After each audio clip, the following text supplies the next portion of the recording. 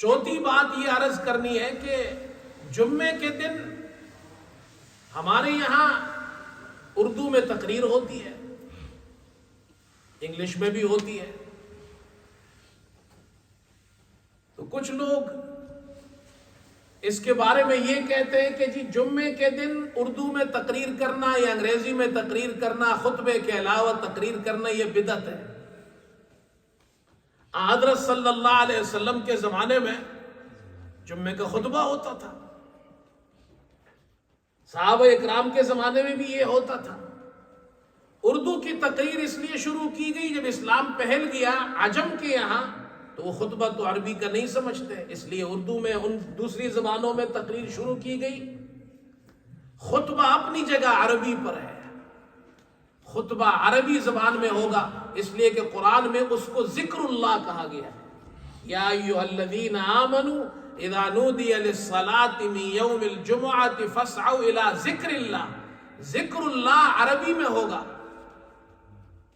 یہ صرف تذکیر نہیں ہے، تذکیر تو یاد دہانی کو کہتے ہیں، وعظ نصیحت تقریر کے ذریعے، اور ذکر خطبہ ذکر ہے۔ اقم الصلاۃ لذکری، نماز بھی ذکر ہے، جیسے نماز عربی میں ہے تو خطبہ بھی عربی میں ہے، تو یہ ذکر ہے، ذکر اللہ عربی میں ہوتا ہے۔ ہاں اس سے پہلے اردو کی تقریر شروع ہو گئی، خطبے سے پہلے تقریر کرنا یہ منع نہیں ہے، جائز ہے، اور صحابہ اکرام سے بھی اس کا ثبوت ملتا ہے۔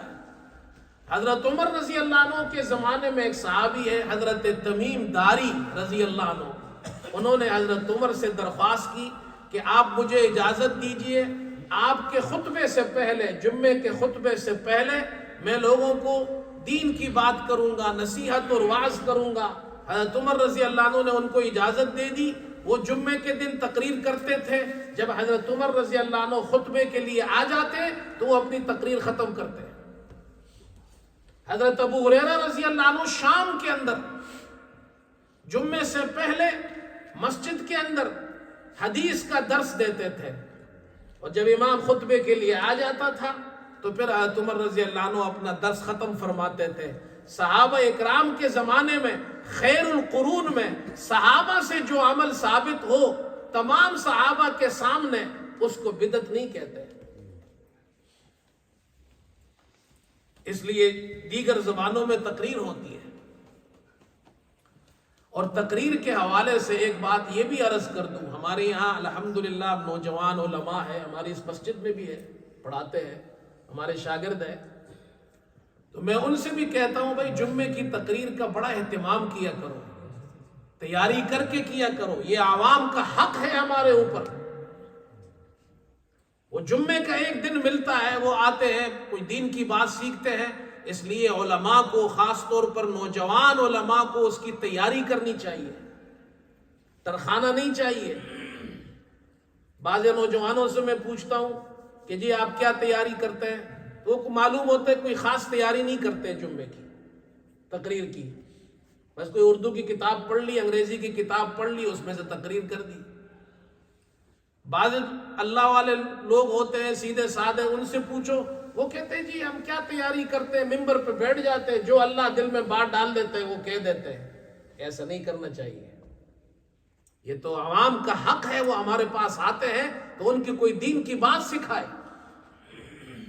سلف صالحین میں ایسے لوگ گزرے ہیں کہ ہمیں معلوم ہوتا ہے کہ وہ جمعے کی تقریر کا اور خطبے کا کتنا اہتمام کرتے تھے۔ ہشام بن عامر رحمت اللہ علیہ، یہ شام کے بہت بڑے عالم گزرے ہیں، دمشق کی جامع مسجد کے خطیب تھے، امام مالک رحمت اللہ علیہ کے شاگرد ہیں، یہ ان سے حدیث سنیے۔ ان کی نوجوانی کا عجیب واقعہ نقل کیا ہے امام ذہبی نے، کہتے ہیں ان کے والد نے زمین بیچی 20 دینار اور ان کو حج پہ بھیج دیا۔ یہ حج پر گئے، مدینہ پہنچے، نوجوان تھے، تو امام مالک کے جو کمرہ تھا اس میں بغیر اجازت کے داخل ہو گئے۔ امام مالک تو بڑے منتظم آدمی تھے، تو ان پہ ناگوار گزرا، انہوں نے اپنے جو خادم تھا، غلام تھا، اس کو کہا اس کو تنبیہ کے لیے 15 درے لگاؤ. طالب علم ہے, حدیث پڑھنے آیا ہے, تو اس کو ادب بھی تو سکھانا ہے.